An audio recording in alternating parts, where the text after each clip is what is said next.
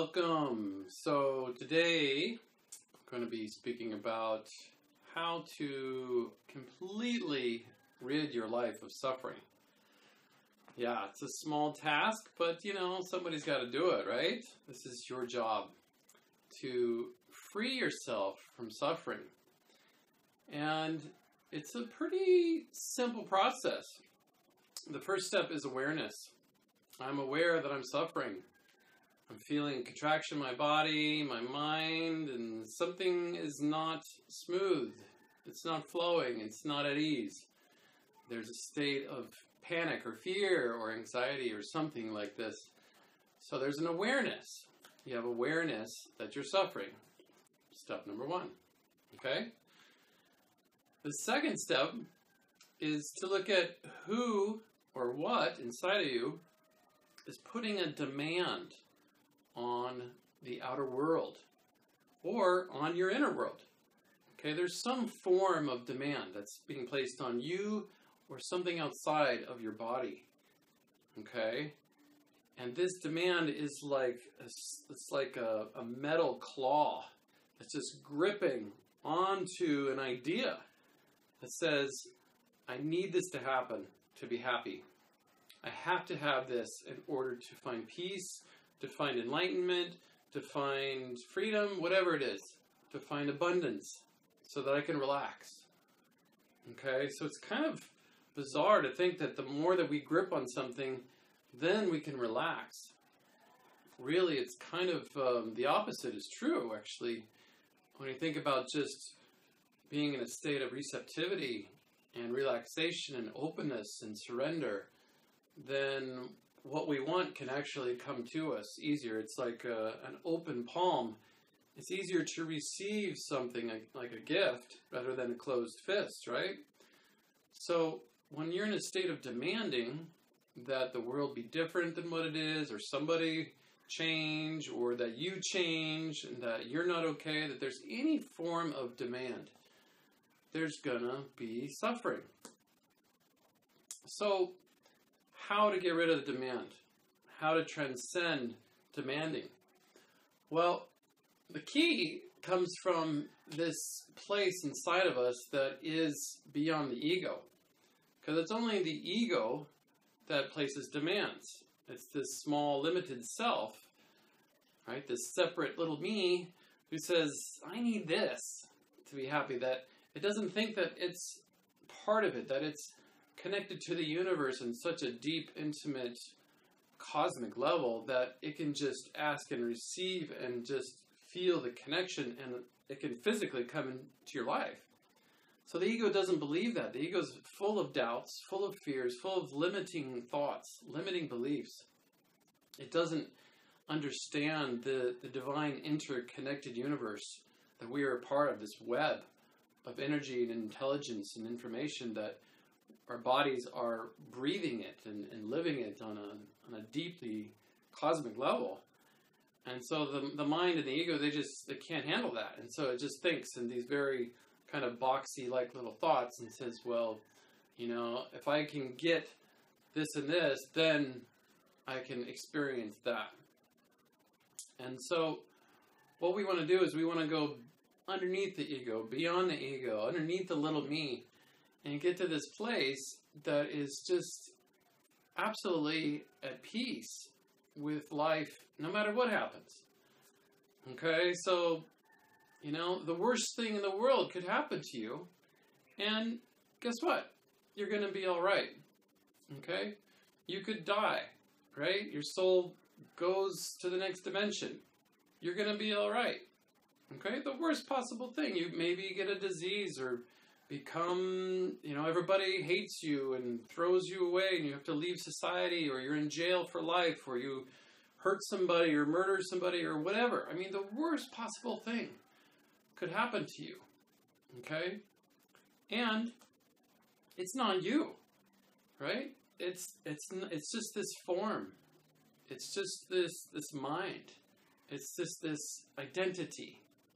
This you, this little me that you've created around your consciousness, around this pure witness that is untainted, cannot be wet by water or burnt by fire. It is the soul, the spiritual essence of who you are. And so it doesn't really matter what happens to us in life. That's the beauty of it, is that we are always, always free. And so the best possible thing or the worst possible thing, it's all part of life. It's all part of the exploration of being human and finding that weaving between the human and the divine and allowing yourself to blossom, to unfold this mystery inside of you. So to unravel this demanding ego, to get underneath it to the soul, to the real self, this essential, beautiful, divine connection to source, it simply takes just resting, just letting go of all of the mind chatter and all the craziness and all the doing, all the activity, all the trying to get somewhere. And slowly, as you relax and rest deeper and deeper inside yourself, with no matter what's happening, you finally come to this place where you actually aren't so attached to the ego's demands. And you say, well, yeah, the ego could want this, and yeah, it might give it happiness. It might turn out to be not so great. So why should it cling? Right? Because whatever happens in life, we always get both. We always get what we want, and we get what we don't want.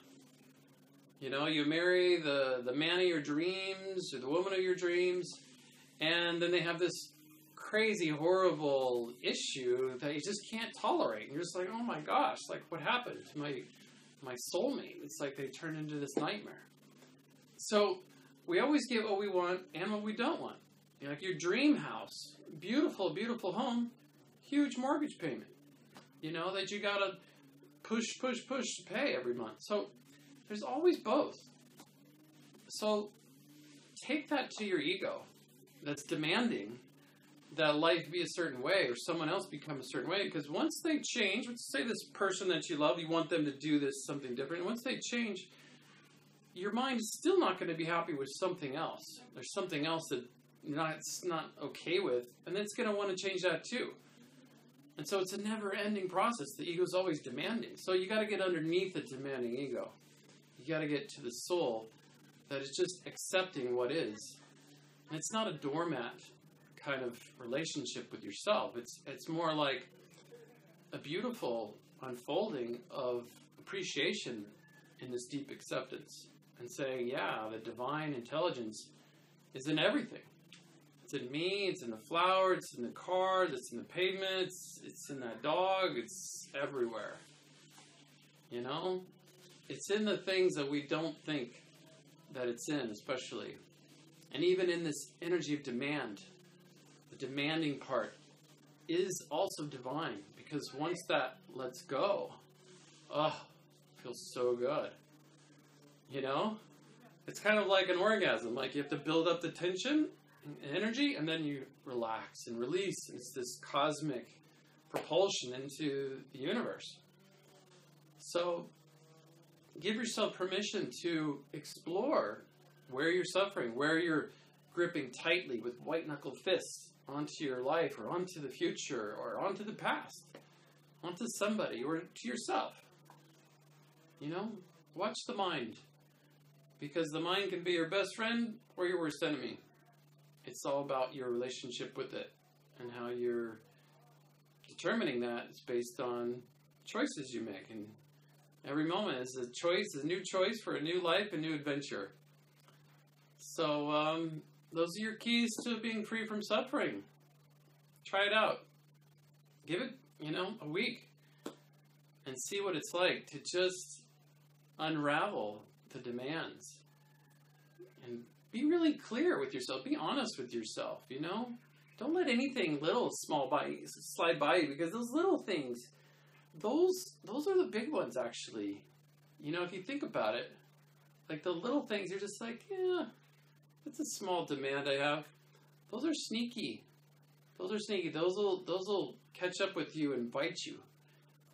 And you just want to deal with it all. You just want to really, take a big inventory at all the demands that you're placing on the world or yourself, on others, on your future.